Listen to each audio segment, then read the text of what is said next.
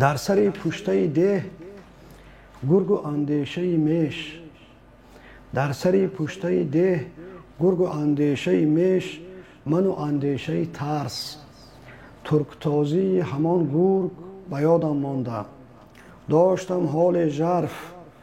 در خیابان همین شهر کنون میترسم. من ز اندیشه گرگانه یک گرگ ندارم باکی، من ز اندیشه ترکانه یک هموطنم میترسم. زنده های مرده بسیارند، زنده های مرده بیدارند، زنده های مرده در هر جا در سر کارند و بیکارند. زنده های مرده میدانند، زنده های مرده میخوانند، زنده های مرده میخندند، زنده های مرده خرسندند. زنده های مرده را بینید، مرده اند و باز میگردند، در سر انجام عمر خود از پی آغاز میگردند. پیشه پیشینم را میفروشم، باید آموخت پیشه پیکر تراشی را.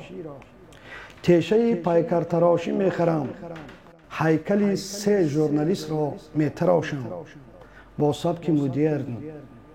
آن یکی را تنگ دست و تنگ چشم و تنگ دل، این یکی را سنگ دل، آخری را همچو فیل.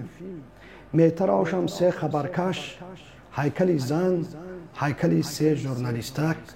میگذارم جای 100 جلد کتابم، در درونی رفت جیوان، من که باشم مثل دیوان، در درونی کوزه شام. یک شام برگریز در خیابانی به نام رودکی، زنده های مرده را دیدم، مرد و زن مانند ارواح، با صلابت گاه و ناگاه میگذشتند از سر راه.